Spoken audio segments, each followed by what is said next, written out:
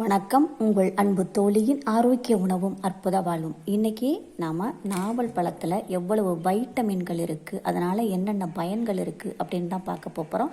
First இதை நாம் கழுவி எடுத்துகிட்டு வந்துடலாம். பாருங்கள், நல்லா கழுவியாச்சு. இதை நம்ம சும்மாவும் சாப்பிடலாம், நல்லா டேஸ்டியாக சூப்பராக இருக்கும்.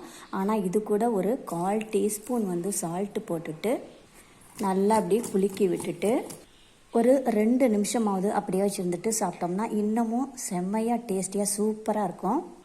இது கொஞ்ச நேரம் ஊறட்டும். அது வரைக்கும் இதோட வைட்டமின்கள் என்ன, இது எதுக்கெல்லாம் பயன்படுது அப்படிங்கிறத நம்ம பார்க்கலாம்.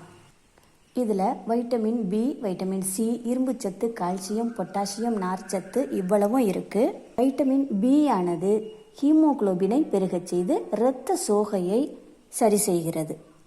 அடுத்ததாக நரம்பு மண்டலங்களில் வர்ற இரத்த ஓட்டம் இருக்குது பார்த்தீங்களா, அதை சீராக பரவ செய்யுது.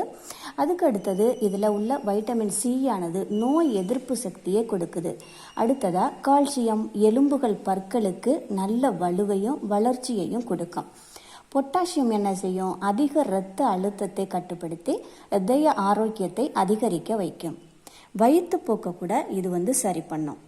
எனக்கு இதை பார்க்கும்போதே சாப்பிடாமல் இருக்க முடியலை, அதனால் ஃபஸ்ட்டு இதை கொஞ்சம் கடிச்சிக்கிறேன். செமையாக இருக்குது.